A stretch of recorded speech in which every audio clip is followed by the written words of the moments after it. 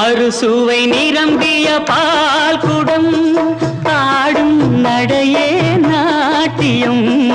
அறுசுவை நிரம்பிய பால் குடம் ஆடும் நடையே நாட்டியம். ஊடல் அவளது வாடிக்கை, ஊடல் அவளது வாடிக்கை, என்னை தந்தேன் காணிக்கை. ஆஹா